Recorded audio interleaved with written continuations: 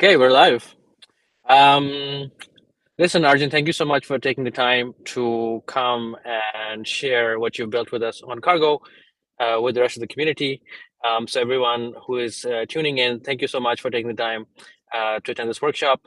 Today, we're looking at how you can use your product and customer data that you store in Stripe to find upselling opportunities. And we're very lucky because we have a great example at Veriff who do this for some really cool customers. So let me present to you Arjun, who has been working with us for the last few months.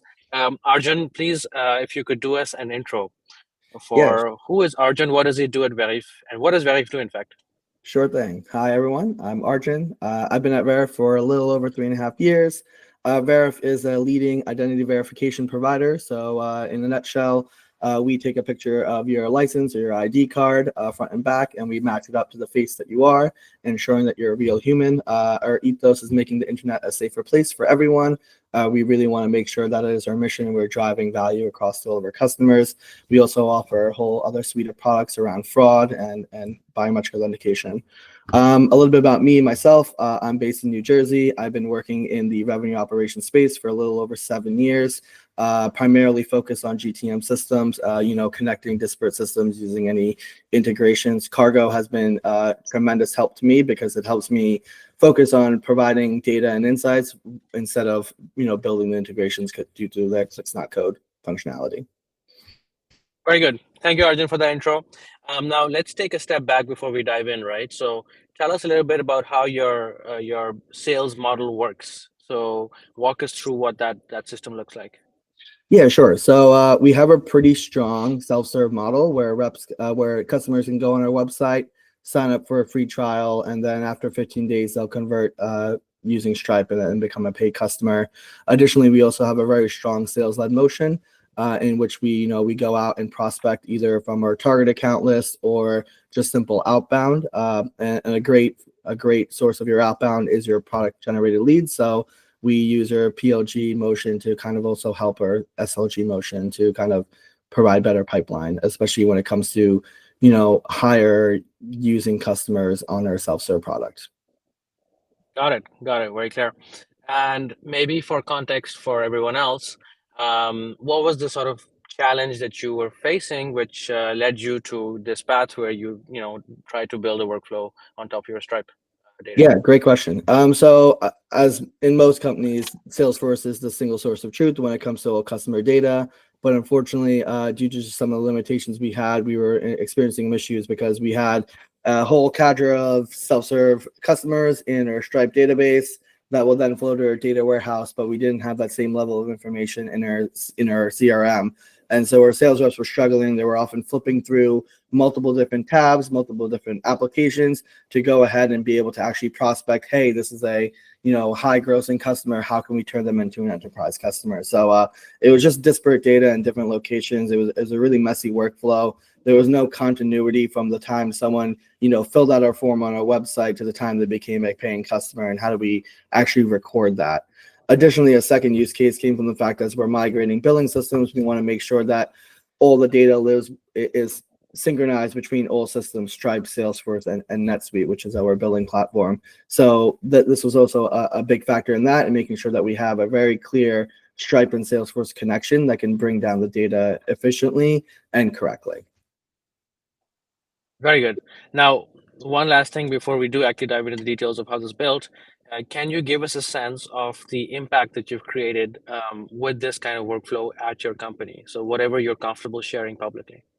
Yeah, I mean, I don't want to, spout any numbers, but I definitely think that the impact is definitely felt on the rep side. We see that reps are, focusing on these upsell opportunities more often. They're able to identify them a lot quicker and convert them. So we're seeing an increase in our time to close one. We're seeing an increase in our pipeline growing. And additionally, we're just ensuring that we have the data accuracy we need, we strive ourselves on making sure we have proper data integrity in all of our systems. So we're just seeing an uptick in making sure that all customer accounts are aligned across all of our systems. I would say it's if you want to put a number out there, we had around a 20% increase in our data integrity by having all the systems aligned when it comes to Stripe, Salesforce, Tableau, data warehouse, etc. Got it. Got it. And we have a little graphic in front of us so you can see the sort of uptick. As the workflow goes live between September and October, you see the number of sort of created opportunities really explode from there onwards. Correct, Arjun? Yeah, so I think this is a really great graph just to demonstrate the fact that like we are seeing more self-serve opportunities get created as we're targeting more, and then as a result, we're also able to see that data in Salesforce, whereas before it would just be hidden away and we wouldn't have a very clear picture. So now, as our sales reps are prospecting and one of their target accounts does create a self-serve opportunity, they're able to identify that, notice that, and then either follow up or see how well they're using the product before following up.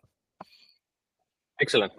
So now I think we've set the stage for everyone, and we can get into the details if that's cool with you, Arjun. Let's do it. Let's go. So let me switch slides, and from here onwards, whenever you want me to switch slides, you tell me. Okay. Sounds So good. step one, data model. Walk us through that, Arjun. What is the thinking going on there? Yeah, sure. So when in cargo, everything always starts off at the data model phase. So the first thing we did was actually go in and set up our Stripe data model for all Stripe customers. The customer is kind of the starting point for everything in Stripe for us. So we wanted to make sure we have all the accurate Stripe customers coming into the cargo section, and then once they're in cargo, we can then start using them. So I think like to understand the entire customer base, we want to bring all customers in, and then we can start using and seeing which ones are current customers, trialing customers, canceling customers. This all lives within the customer data model. If you go to the next slide for me. Oh, go ahead. Yeah. Were there any challenges that we should know of? So if someone's trying to replicate this on their own workspace, what should they be aware of at this stage? The Stripe model can be quite complex to work with. There are a few things that we encountered, especially around how we use metadata at the Stripe customer level and how we tag certain information there. So I will just say, make sure you read your Stripe API guides and make sure you follow up with your Stripe CSM to make sure you understand the data model fully and what fields are available. We often notice that sometimes we actually have to go down to the Stripe subscription level or Stripe invoice level to kind of connect the data pieces together that we actually want to use, because the customer is kind of just the overarching layer. Got it. Got it. And did you guys like knit together different Stripe data objects, so customers, invoices, subscriptions, or was there one that was redoing the job for you alone? Stripe customer was the main one that we use. We do utilize invoices on another flow that we're using right now, but currently the customer is the main one. And then using the Stripe search functionality that Cargo has implemented, we're actually able to go back into Stripe and get more data related to, say, a particular customer. So it's been really helpful to have that Stripe search functionality in there, because it just makes it easier when you're running a flow to go in and capture the latest pieces of data. Got it. Perfect. So let's go on to the next bit, which is handling duplicate leads and accounts. So what's that about? Give us the background to that. Yeah, sure. So, in most cases across the world in any RevOps org, there's always going to be duplicate accounts in systems. And although we try to minimize that effect, they'll exist. Another interesting piece is how we set up our kind of flow. So when someone fills out a form on our website, it'll actually create a lead record in their database. And we don't necessarily want to lose that information. There's really good information as a lead record. So the first thing we do is when we are kicking off our Stripe customer flow, we'll go in and check to see whether the person who has, who is in Stripe as the main primary user matches up to the lead in Salesforce. And if so, we can go ahead and convert them. If not, there may be another issue. Maybe they use their Gmail address instead of their work address or something similar. So we want to make sure that we're checking to ensure that we're keeping that high data integrity and only we're not creating duplicate accounts and we're not creating duplicate contacts. We're taking the existing leads and converting them into accounts and contacts. Got it. That sounds pretty clear. So we can go to the next step. Converting leads to accounts. So this one can be a little bit hairy. Maybe walk us through this one, Arjun. A little bit hairy is a bit of an understatement. Yeah. The convert lead function has been super helpful to us. I think there were a few things that we kind of had to learn beforehand. So, the way that the cargo flow operates is that we first need to use Cargo to create an account, create a contact, and then do the convert lead functionality. So there are a few challenges as we're going through it. You just need to follow the order of operations for the Cargo flow to understand how you can then go ahead and map a lead to a contact, an opportunity, and an account, so that everything, all the information flows down. It took a few pieces of trial and error, but nothing too complex, and we were able to figure it out. I think it's been a tremendous help to us because we're once again cutting down on those duplicate records and keeping that data integrity very high in our CRM. Got it. Clear. Let's go to this bit. So you're writing data back to Stripe.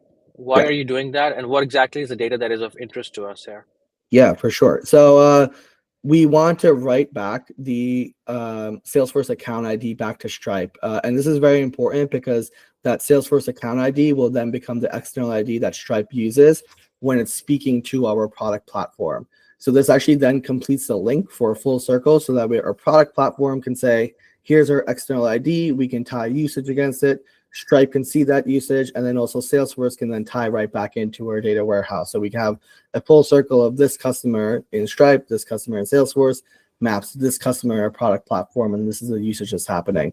So then we go back to the Salesforce as a single source of truth, because that Salesforce account now exists and has an opportunity tied to it. We can now take that external ID and use it across all of our platforms and cascade it downwards.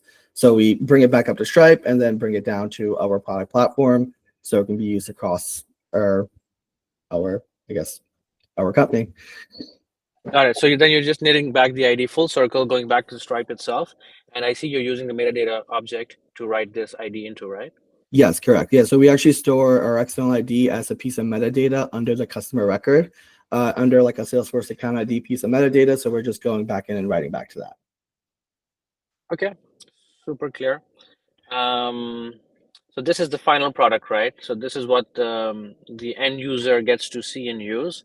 So maybe tell us the experience of the sales rep when they receive this. What does it change before and after having this workflow activated? Yeah, sure. So if it is a net new account that we're creating, we'll go ahead and put it into our quote unquote station integration user's name. And at the first time when they're still trialing, we'll keep our opportunity in the trial section. When they eventually convert from the trial, or if they don't convert, we'll mark them as closed lost. But if they do convert, we'll mark it as closed won, and we'll take their first invoice amount and add that as the ACV. Most of our self-serve plans have a monthly charge associated with that, and some over usage if needed. So what we're doing, the next step is, once we have this account, we have a third flow that goes in, and every month we'll write down the invoice amounts that the customer has been paying, so that way we can do those high targeted kind of upsell opportunities, right? If we're seeing a customer transacting at a high volume on Stripe, maybe they're a great fit for an enterprise product, and there's other products we can also upsell to them. Got it. But like in terms of effectively what it does change for the sales rep's performance or experience, what is the feedback you're getting from your team?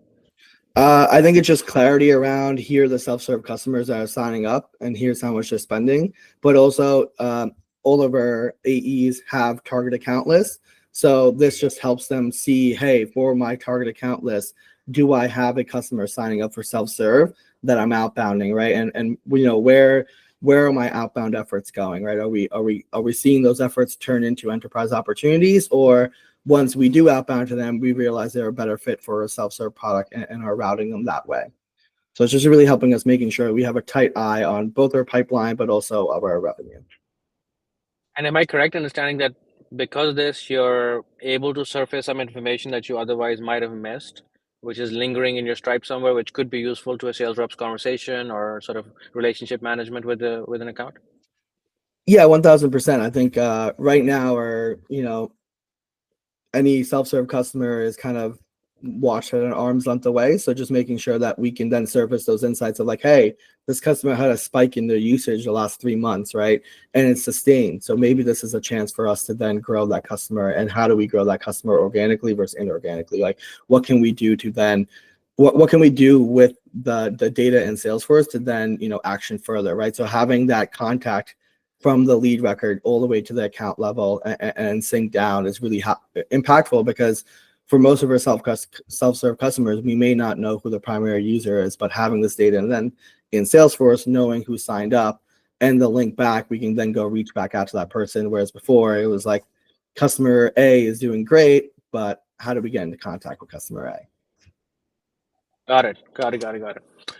So you've given a better intelligence sort of framework for your sales reps, and that's had an impact on performance.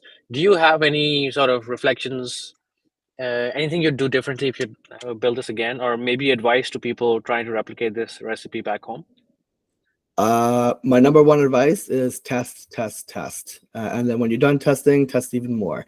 Because there's nothing that is more frustrating than, surfacing data and then having it be incorrect. So you definitely don't want to lose the level of trust you have with your team. But I think the one thing I learned is really just ensuring that you fully test all your options and you go not only through the happy path, but any false path. So making sure that if there are any errors in your cargo flow, you're able to handle them in a smooth manner. And also you're accounting for all of the potential options. For example, when we're doing a lead conversion, I check to see if the lead exists. If the lead doesn't exist, well, first I check to see if the account exists. Because if we have an existing account, we can just write information back to it. But if there is no existing account, then we need to go see if there is a corresponding lead record. So just making sure you're building in your checks as you're going along, so you're keeping that data integrity really high. Because a core tenet of any RevOps professional is making sure that we have really good data integrity. Okay. And if I'm starting today, let's say, what is the information in Stripe that I should, immediately get my eyes on? What are those sort of lingering data points, those 3 or 4 data points that I need to capture to get this flow to function properly? Great question. I think for us, it's just making sure that you have the minimum information you need to create an account.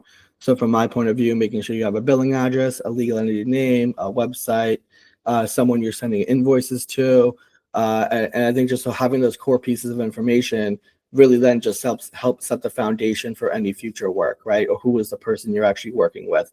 So I think from that point of view, the Stripe customer record was great because it did store all that information for us. Including the main primary user that has signed up. So I think understanding that Stripe data model and understanding how it maps to the Salesforce fields and where those fields live. Because some fields may live at the account level, some may live at the opportunity level. For example, what stage they're in, for example, trial, or how much they've spent. And then also, like from a contact point of view, making sure you have first name, last name, email, title, all from the Stripe customer written back down to the contact level. So understanding how you can map your fields from Stripe down to Salesforce. Sounds good. Sounds clear. We're hitting roughly the 25 minutes mark. So those people tuning in async, Arjun is an actual individual living and breathing on our GTM engineers community. So he's available to ask questions to. He's available to have ask for advice. If you're stuck in a hairy situation such as the lead conversion bit, and you want to jump on a huddle, he's nice enough to usually say yes. So please do solicit him. I have one last question for you, Arjun. This is a broader GTM engineering question. So you've clearly had a focus on these very operational workflows to begin with, like so far. Is there something that you have top of mind that you're building next, like just to inspire the community? Great question. I think for me, I'm really using Cargo as an orchestration layer between my systems. So I'm really focused on making sure that I have my product and usage data from my internal product platform using Cargo to then feed that into Salesforce without having to build a custom integration on my own end. So using Cargo's super flexible functionality, I can either use a webhook or an HTTP callout and get the data from my internal system and then write it back to Salesforce. Because I think in order to have that full picture of a customer, it's not just related to, hey, here's my account information, here's my contact information, but I also need the crux of the matter of like, here's how much of my product they're using, here's how they're using my product, here's the success they're having or the success they're not having. So for me, the next big thing that I'm going to be looking to solve with Cargo is really making sure I get my product and usage data into Salesforce so I can then surface those insights of like, hey, customer is doing great. Let's go reach out to them and maybe have them sign a bigger contract. Or, hey, customer is not doing so great. Let's go put them on a remediation track and get them to be doing great. Because the last thing we want to do is lose a customer. So the next thing I'm looking at is making sure that we get all the customer insights from our product platform. Got it. Got it. Very clear. So we're close to wrapping this up. Arjun, we have a new batch of GTM engineers that just joined the community yesterday, and these are people who have not necessarily used Cargo. They're not necessarily users. Um, do you have maybe a sentence to say to them as a GTM engineer yourself? You have chosen a really great tool, and it is really powerful. But as everyone says, with great power comes great responsibility. So make sure that when you are building and you are testing, you're taking all the safety precautions you need to make sure you're not altering live data, because that could prove traumatic, right? You don't want to impact your data integrity while you're creating something. I mean, even just the other day, while I was building, I accidentally set off a record that created 1,000 extra tasks. And so just being wary of when you're building, making sure you're building in sandboxes, making sure you're testing thoroughly before going live, because you want to make sure you have a very smooth customer experience and user experience. Got it. That's perfect. That's a good note to end on. So I'm gonna stop the recording now. Thank you so much, Arjun, for joining us and taking the time. For everyone tuning in, again, feel free to ask questions. Arjun is there, I'm there, and let's keep this conversation going. We're gonna be back in 2 weeks with a new workshop or an office hour. So stay tuned on the community for this. Thank you. Thanks for having me. Thank you, Arjun. Stopping recording.